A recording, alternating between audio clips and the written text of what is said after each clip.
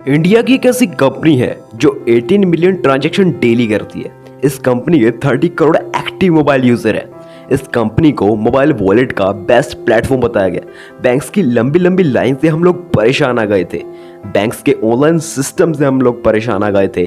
Banks की बेफालतू की फीस काटे जाने से हम लोग परेशान आ गए थे। इस कंपनी ने हमें वहां से निकाला है। इस कंपनी के आज 100 मिलियन डाउनलोडर है और इस कंपनी को पेटीएम कहा जाता है। जी हाँ, पेटीएम।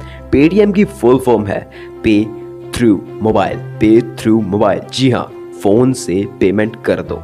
दोस्तों, पेटीएम ने ऑनलाइन सिस्टम लाके हमारी बहुत सी परेशानी को दूर कर दिया है। पहले हर जगह जाते तो कैश ले जाना पड़ता, लेकिन अब कहीं पर भी बैठ के पैसे ट्रांसफ़र करा सकते हैं। जिस टाइम पेटीएम नहीं था उस टाइम छुट्टों की बहुत सी परेशानी हुआ करती थी, लेकिन आज जब पेटीएम आ गया है तो हमारी फुल ऐश है। मार्केट में पेटीएम जैसे और भी बहुत सारे ऐप आ गए हैं, लेकिन पेटीएम ने किसी को आगे नहीं निकलने दिया है। नंबर 1 पे तो सिर्फ पेटीएम ही आता है। दोस्तों, आपने एक बात तो सुनी होगी, रिक्शे वाला हो, ऑटो वाला हो या फिर कोई होटल वाला, कोई ठेले वाला हो, पेट्रोल पंप वाला हो, हर जगह पेटीएम का क्यूआर कोड पहुंच चुका है। सब उस क्यूआर कोड को रख के अपने ठेले की, अपनी दुकान की शान बढ़ाते हैं। दोस्तों, इस वीडियो में हम आपको पेटीएम के फर्स्ट से अर्श तक के पूरे सफर के बारे में बताएंगे। तो मैं तो आपको सजेस्ट करता हूँ वीडियो में एंड तक बने रहना, क्योंकि आपको बहुत कुछ सीखने को मिलेगा।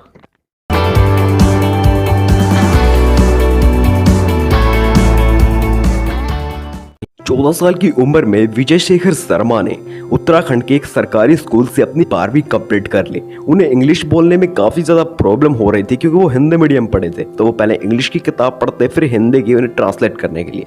दोस्तों, इतनी मेहनत के बाद उनका दिल्ली इंजीनियरिंग कॉलेज में एडमिशन तो हो गया, लेकिन उन्हें वहाँ हेजिटेशन होती थी, क्योंकि टीचर भी वहाँ इंग्लिश बोलता था, बच्चे भी वहाँ इंग्लिश बोलते थे, इसलिए वो किसी से बात नहीं कर पा रहे थे। वो डिप्रेशन में आ गए। टीचर जो भी काम देते थे वो नहीं कर पाते थे। दोस्तों, फर्स्ट बेंचर बन गए लास्ट बेंचर। इतनी प्रॉब्लम होने के बाद भी विजय शेखर शर्मा ने हार नहीं मानी। दोस्तों, विजय शेखर शर्मा ने इंग्लिश न्यूज़पेपर पढ़ने शुरू किए, जिससे उनकी इंग्लिश ठीक हो गई। दोस्तों, यहाँ विजय शेखर शर्मा से हमें कीवर्ड सीखने को मिलता है। उस कीवर्ड का नाम है डोंट गिव अप। साला, जिंदगी में कुछ भी हो जाए, लेकिन हार मत मानो। जिस दिन हार नहीं मानी उस दिन सफल हो जाओगे। दोस्तों, प्रॉब्लम सबके साथ आती है। जब पेटीएम की शुरुआत हुई तो एक प्रॉब्लम सामने आ रही थी। वो प्रॉब्लम थी बार बार ओटीपी की या फिर ईमेल लॉगिन, बार बार ईमेल लॉगिन, ओटीपी। तो वो इस प्रॉब्लम को ठीक करना चाहते थे। तो उन्होंने क्या किया, वो अलीबाबा से काफ़ी ज़्यादा इंस्पायर थे। तो उन्होंने पेटीएम में ऐड मनी का सिस्टम शुरू कर दिया। एक बार पेटीएम में मनी ऐड कर दो, फिर आराम से स्पेंड करो। कोई ओटीपी की टेंशन नहीं, कोई ईमेल लॉगिन की टेंशन नहीं।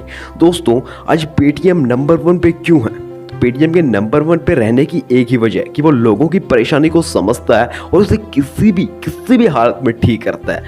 दोस्तों, आज दुनिया भर में कुछ लोग ऐसे हैं जिनके पास ऑनलाइन सिस्टम नहीं है, कईयों के तो बैंक अकाउंट भी नहीं है, वो भी पेटीएम से जुड़ सके। तो पेटीएम ने 3 चीज़ें अपनाई। उन्होंने लोगों की परेशानी समझी। पहला, connection without bank account, receive money without bank account, spend money without bank account. भाई, खाता ना हो फिर भी खर्चो, रिसीव करो, डालो, कोई टेंशन नहीं भाई।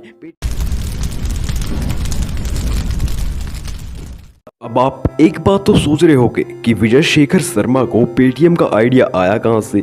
तो इसके पीछे भी बहुत बड़ी वजह है। इंडिया में टेक्नोलॉजी तो आ गई है, लेकिन उस दम पर नहीं आई है जहाँ पे लोगों की प्रॉब्लम बिल्कुल सॉल्व हो सके। अभी भी लोगों को काफ़ी प्रॉब्लम का सामना करना पड़ रहा था, तो पेटीएम हीरो की तरह आया और उनकी प्रॉब्लम बिल्कुल सॉल्व की इस पेटीएम ऐप से। दोस्तों, यही वजह है पेटीएम के इंडिया में आने की और उनके इंडिया में नंबर 1 पे बने रहने की। दोस्तों, विजय शेखर शर्मा बताते हैं कि हमें समय के साथ पलट जाना चाहिए, वरना हमारा भी वही हाल होगा जो नोकिया का हुआ था। हमें टेक्नोलॉजी को अपना लेना चाहिए जल्द से जल्द। एक बार की बात है, जब विजय चाइना घूमने गए थे, तो वहाँ एक मॉल में वो घूमने गए और उन्होंने देखा कि लाइन बहुत लंबी थी और धीरे धीरे लाइन भी छोटी होती जा रही थी। और उन्होंने जब ध्यान से देखा तो एक क्यूआर कोड को स्कैन किया जा रहा था और मनी दुकानदार के अकाउंट में बड़ी आसानी से आ रही थी। इससे काफ़ी प्रॉब्लम सॉल्व हो रही थी। तो जब वो इंडिया में आए तो उनके दिमाग में बस यही बात थी कि ऐसा कुछ इंडिया में लाना है। तो कुछ दिनों के बाद उन्होंने चाइना का उल्टा कर दिया। चाइना में क्या था कि वहाँ पर कस्टमर के पास क्यूआर कोड था, लेकिन यहाँ पर दुकानदार को दे दिया, क्योंकि इंडिया में थोड़ी पैसे की प्रॉब्लम है ना, इसलिए उन्होंने ये सिस्टम कर दिया। और उन्होंने क्या किया, हर छोटे से छोटे ठेले को, हर बड़े दुकानदार को या फिर कोई हो, सबको वो क्यूआर कोड दे दिया। अब लाइन की और पैसे रखने की कोई टेंशन नहीं थी। दोस्तों यहाँ पर हमें विजय शेखर शर्मा से एक बात सीखने को मिलती है। हम कुछ भी नया शुरू करते हैं या फिर कुछ भी बिजनेस करते हैं, उसको एक ही बार मतलब बनाकर ऐसे छोड़ना नहीं चाहिए किसी के भरोसे कि वो कर लेंगे। उस पर समय समय पर निगरानी रखनी चाहिए कि क्या क्या प्रॉब्लम्स आ रही है। दोस्तों एक कंट्रोवर्सी का सामना करना पड़ा था पेटीएम को। पेपल का जो लोगो है ना वो पेटीएम की तरह है, तो पेपल ने केस कर दिया पेटीएम के ऊपर, लेकिन पेटीएम नहीं माना। तो वो कोर्ट्स अब भी चल रहा है और पेटीएम ने उस केस को अपने काम के बीच में नहीं आने दिया। तो दोस्तों हमें भी अपनी प्रॉब्लम का ढिंढोरा नहीं पीटना, बस उसे सॉल्व करने पे ध्यान देना है।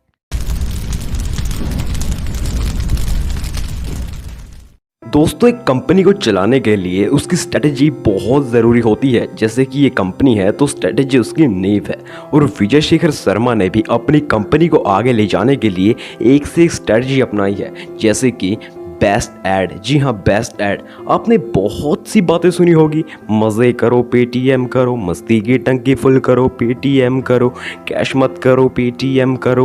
मतलब ऐसे ऐसे जो राइमिंग वर्ड्स है जो दिल को छूते हैं, तो वो लोगों को याद रह जाते हैं। जब भी वो कुछ ऑनलाइन मनी ट्रांसफ़र करते हैं तो उन्हें पेटीएम की याद आ जाती है और वो पेटीएम को ही यूज़ करते हैं। एक स्लोगन के चलते लफड़ा हो गया था कि ड्रामा मत करो पेटीएम करो, तो लोग इस बात से भड़क गए थे कि हम लोग ड्रामा करते हैं, तो उन्होंने स्लोगन को चेंज किया और कहा कि दीदी टेंशन मत करो पेटीएम करो। दोस्तों आप ये बात तो सोचते होंगे कि पेटीएम अर्निंग कहाँ से करता है, वो कोई कस्टमर से पैसे तो लेता नहीं है, तो कैसे मतलब कमाई करता है। तो कमाई का पहला जो इनका पॉइंट है वो है 1.5% चार्ज फॉर सेलर। अगर ज़्यादा पैसे हैं आपके अकाउंट में तो वो आपसे 1-2% मतलब टैक्स लेते हैं। दूसरा एडवर्टाइजमेंट। दोस्तों आपने देखा होगा कि जैसे टीवी पे ऐड चलती है, उसकी चैनल वाले कितने पैसे कमाते हैं, तो ये भी पेटीएम वाले उसके पैसे कमाते हैं। FD interest.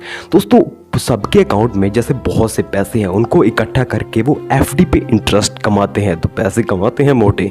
और जो फोर्थ है क्रॉस सेल एंड अपसेल। दोस्तों वो पेटीएम के ऐप के थ्रू अदर इनके बहुत सारे और बिजनेस हैं, उन पर लोगों को बेचते हैं। जैसे कि Paytm bank, Paytm mall, Paytm money, gamer pin. एक ऐप के जरिए वो और कई ऐपों को भेजते हैं।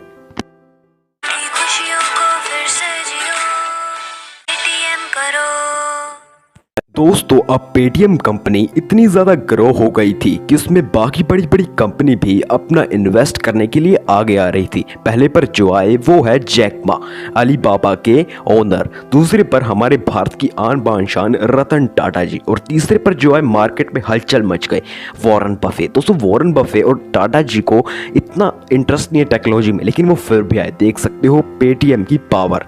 दोस्तों पेटीएम से हमें कुछ सीखने को मिलना चाहिए। दोस्तों उनकी लाइफ में भी बहुत प्रॉब्लम आई, बहुत सी दिक्कतें आई, लेकिन उन्हें हार नहीं मानी। उन्होंने कुछ ना कुछ नया ट्राई किया है और तब जाकर वो इतने ग्रो हुए हैं, और हमें भी कुछ नया ट्राई करना चाहिए। अब मैं भी चलता हूँ, उम्मीद करता हूँ आपको वीडियो पसंद आई होगी।